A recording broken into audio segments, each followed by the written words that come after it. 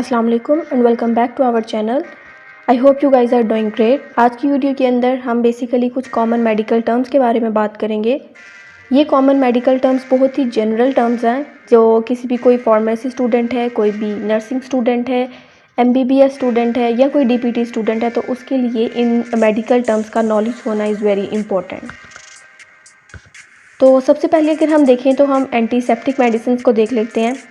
Antiseptic medicine सारी वो medicine हैं जो यूज़ की जाती हैं किसी भी ऑर्गेनिज़म्स की ग्रोथ को स्टॉप करने के लिए या कोई भी ऑर्गेनिज़म्स की ग्रोथ को इनहिबिट करने के लिए। उसके बाद हमारे पास आती हैं एनाल्जेसिक मेडिसिन, और ये वो मेडिसिन हैं जो यूज़ की जाती हैं किसी भी पेन को कम करने के लिए। यानी अगर किसी भी दर्द को कम करने में हम वो सारी मेडिसिन जहाँ पे जिस पे लिखा होगा एनाल्जेसिक, इट मीन्स ये पेन रिलीफिक मेडिसिन है। यानी आपको जो भी कोई पेन हो रहा है या पेशेंट को जिस तरह का भी पेन हो रहा है उस पेन को रिलीव करने के लिए, कम करने के लिए हम जो मेडिसिन यूज़ करेंगे that are called analgesic. Antipyretic medicine ये बेसिकली वो मेडिसिन हैं जो यूज़ की जाएंगी टू रिड्यूस फीवर, यानी बुखार वगैरह कम करती हैं। अगर किसी का टेम्परेचर, बॉडी टेम्परेचर बहुत ज़्यादा इंक्रीज़ कर गया है तो उसके लिए जो फिर हम मेडिसिन यूज़ करेंगे और जो यूज़ होंगी डेट आर एंटीपायरेटिक मेडिसिन। फिर हमारे पास एंटीसेप्टिक आती हैं।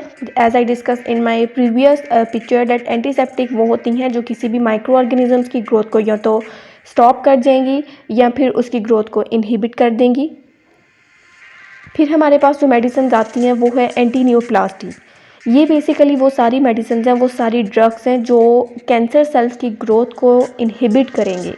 यानी कैंसर सेल जो कि कंटिन्यूसली कंसिस्टेंटली मल्टीप्लाई हो रहे हैं, डिवाइड होते जा रहे हैं, अब उन कैंसर सेल्स की ग्रोथ को इनहिबिट करने के लिए फिर हम ड्रग यूज़ करते हैं, मेडिसिन वगैरह यूज़ करते हैं। तो जो हम ड्रग्स मेडिसिन यूज़ करेंगे वो एंटी न्यूप्लास्टिक मेडिसिन होंगी।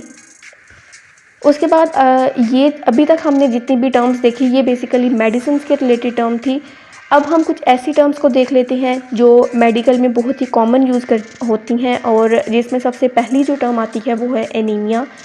एनीमिया हम बेसिकली कहते हैं कि ब्लड के अंदर जब आपके हीमोग्लोबिन का लेवल जो है जब वो डिक्रीज़ कर जाता है, यानी deficiency of haemoglobin in your blood.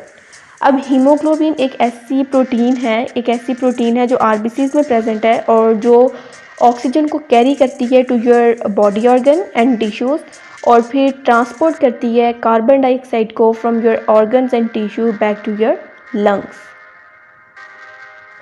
उसके बाद जो हमारे पास टर्म आती है वो है एंजाइना, और एंजाइना हम कहते हैं पेन इन चेस्ट। यानी अब चेस्ट में अगर किसी को पेन हो रहा है या कोई अगर पेशेंट है वो ये कहता है कि उसको चेस्ट में पेन हो रहा है तो मेडिकल में हम जो टर्म यूज़ करेंगे इस कंडीशन के लिए उसको हम कहेंगे एंजाइना। और एंजाइना बेसिकली तब होती है कि जब आपके हार्ट की तरफ जो ब्लड का फ़्लो है वो बहुत ही कम हो रहा है।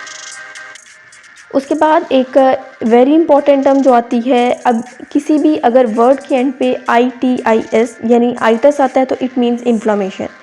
इन्फ्लामेशन हम बेसिकली कहते हैं स्वेलिंग को, यानी आपका अगर कोई वूंड वो स्वेल कर गया है, वहाँ पे वो रेडनेस सी आ गई है and it getting hurt you, so it may be a sign of inflammation. Inflammation में हम इन सारी एग्जाम्पल को अगर हम देखें तो सबसे पहले हमारे पास आता है कार्डाइटिस। यानी अगर कार्डाइटिस कहीं पे भी आपको वर्ड लिखा हुआ मिलता है तो इट मीन्स कि ये कार्डियक, तो हमें पता है कि हार्ट से रिलेटेड है, तो कार्डाइटिस मतलब इन्फ्लामेशन ऑफ हार्ट। आर्थराइटिस है तो जॉइंट के रिलेटेड होगा। ब्रोंकाइटिस है तो ब्रोंकाई में इन्फ्लामेशन होगी। कोलाइटिस है तो कॉलन के रिलेटेड। उसके बाद ग्लोसाइटिस है तो टंग के related. Hepatitis means liver. Gastritis is inflammation of stomach and metritis is inflammation in uterus. Second जो हमारे पास वर्ड आता है वो है एल्जिया। अगर किसी भी वर्ड के एंड पे लिजिया आ रहा है it means pain. For example nephralgia that is pain in kidney, myalgia that is pain in muscles and otalgia that is pain in ear. मज़ीद कुछ कॉमन मेडिकल टर्म्स को देखें तो उसमें हमारे पास जो आती है वो है हाइपोटेंशन एंड हाइपरटेंशन। अब अगर किसी पेशेंट का बीपी लो हुआ है तो अपनी कॉमन लैंग्वेज में तो हम बिल्कुल इजी सा कह देते हैं कि इस पेशेंट का जो बीपी है वो लो कर गया है। लेकिन जब अगर हम एक मेडिकल में बात करें, मेडिकल बीइंग अ मेडिको होने के नाते हम जो टर्म यूज़ करेंगे वो हम हाइपोटेंशन यूज़ करेंगे instead of low BP.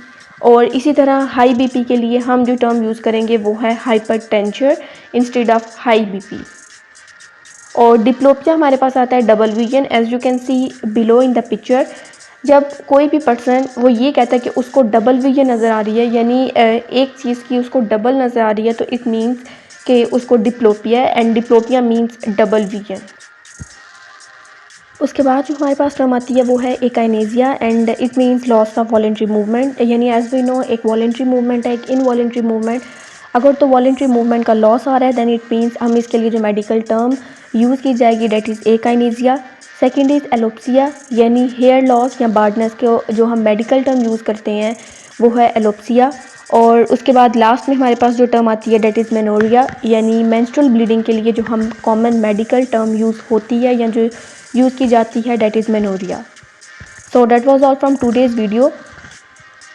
Do share with your class fellows, and for more videos do not forget to subscribe our channel. Thank you so much for being watching. Till then, stay happy and stay blessed.